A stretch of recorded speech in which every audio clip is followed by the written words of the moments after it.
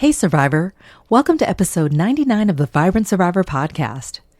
In this episode, you'll learn 3 ways to find closure after narcissistic abuse. First, we'll self-regulate with a 4-for-8 breathing exercise if you'd like. We'll inhale for 4, hold for 4, and exhale for 8. Ready? Inhale, 2, 3, 4, hold, 2, 3, 4, exhale, 2, 3, 4, 5, 6, 7, 8. How do you feel in your body? Grab your notebook and pen, and let's dig in. Hey Survivor, welcome to the Vibrant Survivor podcast. Do you want to disconnect from a narcissistic or toxic situation and heal? Are you Googling how to identify a narcissist, narcissistic abuse, and boundaries? Are you feeling stressed and lonely while trying to avoid being sucked back in and lied to again? Hey, I'm Lesley. As a busy wife and mom, I fell for the lies and manipulations of narcissists. I wasted my time, talents, and money on users who kept moving the goalposts. I wanted real relationships and business opportunities and to enjoy life with my family. Instead, I struggled with anxiety, panic attacks, and insomnia, and I couldn't trust my body or anybody until I took a holistic approach to healing. In this podcast, you'll find tips for healthy living, trauma healing, and boundaries so that you'll have the freedom, confidence, and inner peace to respond, not react, after narcissistic abuse. Take a deep breath in, let it out slowly, and just relax. This time's for you. The fear is real when it comes to processing your experience. I know you feel stressed and exhausted with a pit in your stomach at the thought of being sucked back in and lied to again. You feel like a horrible person for going no or low contact, like maybe I'm the narcissist. The fear, self-blaming, and shaming is something we all go through as survivors. I want you to understand that you're not alone and you're not crazy. Every person who's ever been in a narcissistic relationship has felt what you're feeling right now. If this resonates with you and you're like, I'm done with fear, I'm done playing small, I know who I am, and I am not the narcissist, I want you to say yes. Today's the day. I want you to go right now to closurecoachingsession.com and I want you to book your call because we're going to do this together. I'm going to hold your hand and we're going to overcome this fear so that you can begin a long-lasting journey of healing. Let's do this. This week, I attended yet another court hearing in a teen violence case. And what I saw and heard was concerning, to say the least. Despite the evidence, witnesses, pattern of behavior over time, and even heart-wrenching victim impact statements, it's become apparent to me, not just in this case, but in all of these cases, the defendants don't get it, their parents don't get it, leaders don't get it. No one is taking responsibility for these patterns of toxic behavior over time. And in this case, if any of the others are an indication, I sense a wrist slap coming. Super disappointing. One of my biggest takeaways in all of this is that healing is primarily an inside job. I mean, there's just no waiting for the system to course correct. There's no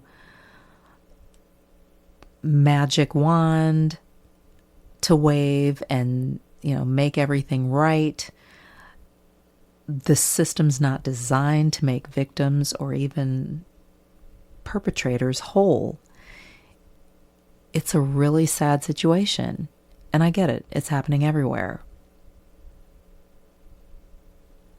Here are 3 ways to find closure after narcissistic abuse. Number 1, accept what you can't change. You may never get any kind of acknowledgement or apology from the narcissist in your life. As I mentioned, the system's broken. There may be politics at play, money involved, and even cultural codes of conduct that are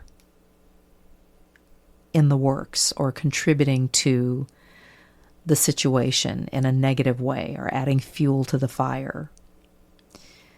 One of the best things that you can do, or some of the best things that you can do, are focusing on your health, healing, growth, not getting validation from the narcissist.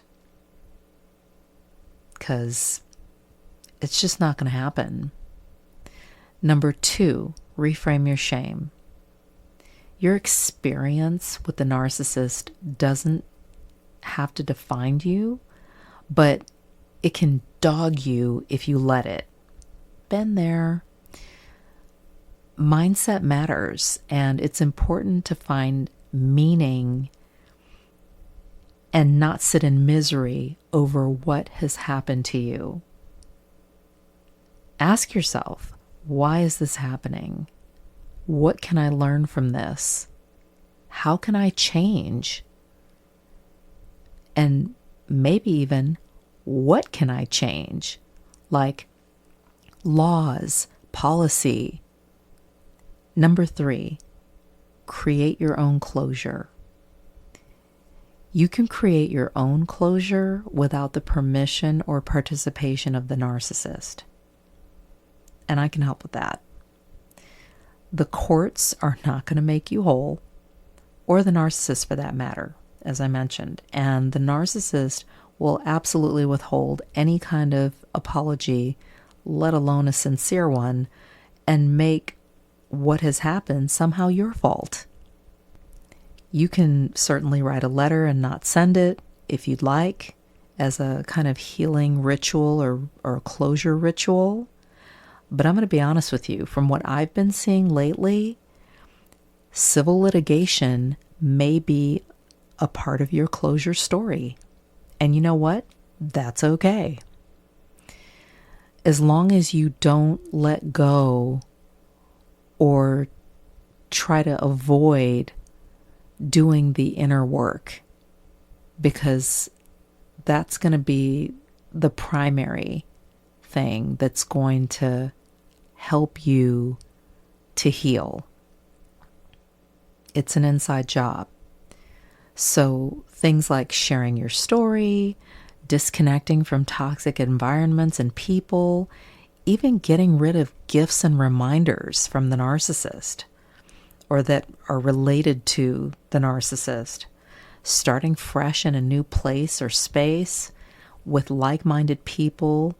Those things can also help to mark out the path for you to fulfill your purpose. And having purpose is such a key part of really healing and moving forward. And conversely, it's one of the things that keeps the narcissist stuck and fixated on making others miserable, destroying others' lives, ruining others' good time or good vibes. So having a sense of purpose is really, really key. Let's recap 3 ways to find closure after narcissistic abuse. Number 1, accept what you can't change.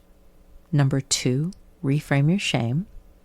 And number 3, create your own closure. Remember, when seeking closure after narcissistic abuse, oftentimes justice involves just us. Thanks for tuning in. I hope this motivates you to find peace within. Take care, and I'll talk to you soon. If this podcast has helped you understand who and what you're dealing with, sharpen your discernment, and move forward on your healing journey, share it with another survivor. Help me help others by leaving a review for the show. And let's connect on social. Take a screenshot, share it in your IG stories, find and tag me at The Vibrant Survivor, and I'll share your post too. I look forward to connecting with you on IG and seeing you back here. You're not alone and you're not crazy. Know who you're dealing with, know who you are. Take care, and I'll meet you back here next week. Bye-bye.